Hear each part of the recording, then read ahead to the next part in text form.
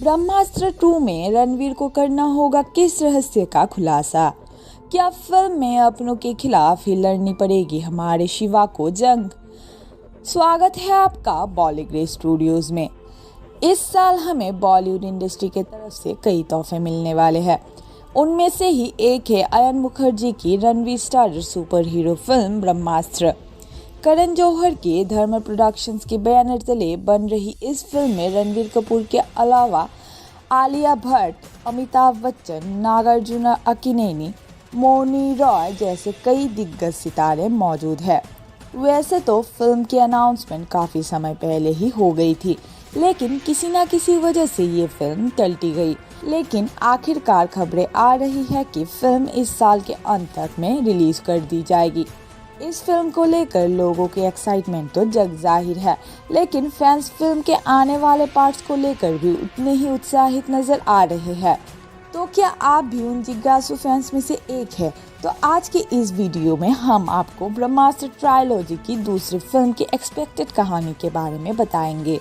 इसे जानने के लिए हमारे वीडियो को अंत तक देखें और अगर आपको हमारा वीडियो पसंद आए है तो इसे लाइक और शेयर ज़रूर करें। अब बात करते हैं ब्रह्मास्त्र 2 की कहानी की, जिसकी शुरुआत होती है ब्रह्मा द्वारा इस रिवेलेशन से कि इस ब्रह्मास्त्र को जागृत करने का रहस्य शिवा के पिछले जन्म से जुड़ा हुआ है और शिवा का ये इतिहास ही वो कारण है जिसकी वजह से शिवा को इस मिशन के लिए चुना गया है। अब कहानी फ्लैशबैक में चली जाती है, जहां शिवा एक छोटे से गांव का लड़का होता है। एक दिन वो उस राज्य के राजा की मदद करता है, जो बदले में उसे अपने यहाँ काम पर रख लेते हैं। उस राजा के पास फायर को कंट्रोल करने की ताकत होती है और क्योंकि उनका कोई बेटा नहीं होता, वो शिवा की वफादारी से खुश होकर अपनी ये योग्यता उसे देना चाहता है। लेकिन इस बात से राजा का बहनोई भानु प्रताप खुश नहीं होता है। अपनी शक्तियाँ शिवा को देते समय ही राजा उसे याद दिलाता है कि जब तक वो इसे पूरी तरह से काबू करने में समर्थ नहीं हो जाता है, तब तक वो इसे प्रयोग ना करे, नहीं तो उसकी ये शक्तियाँ उल्टी भी पड़ सकती है। एक दिन शिवा रात में भानु प्रताप को उसके सैनिकों से ये कहते सुनता है कि आज रात वो राजा पर हमला करेगा, लेकिन उस समय राजा राज्य में नहीं था, तो शिवा को भानु प्रताप की सेना के खिलाफ अपनी शक्तियाँ को इस्तेमाल करनी पड़ी।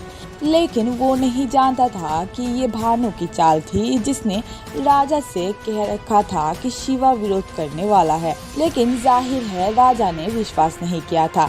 लेकिन अब यो शिवा को उसके सैनिकों पर हमला करते देख राजा को भी उसके बात पर विश्वास हो गया और शिवा को श्राप दिया कि वो भी किसी अपने से ही धोखा खाएगा और शिवा को राज्य से निकाल दिया।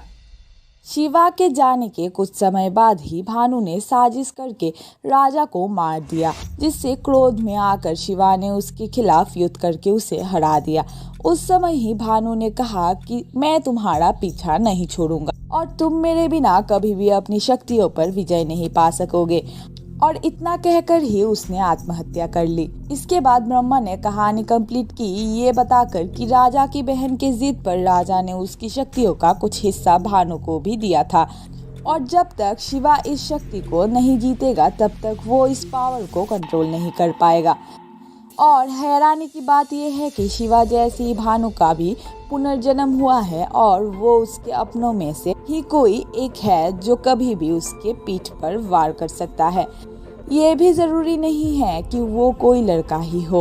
अब शिवा को इस घर के भेड़ी का पता लगाना है और उसके वार से पहले ही उसकी शक्तियों पर काबू पाना होगा। अब क्या शिवा अपने इस मिशन में सक्सेसफुल हो पाएगा और यह भेड़ी कौन है, ये फिल्म की कहानी हो सकती है। आप हमें कमेंट्स में बताइए कि ये प्लॉट आपको कैसा लगा और क्या फिल्म की कहानी यही होनी चाहिए या इससे बेहतर कोई आइडिया आपके पास है। और अगर आपको हमारा वीडियो पसंद आया है तो इसे लाइक और शेयर ज़रूर करें।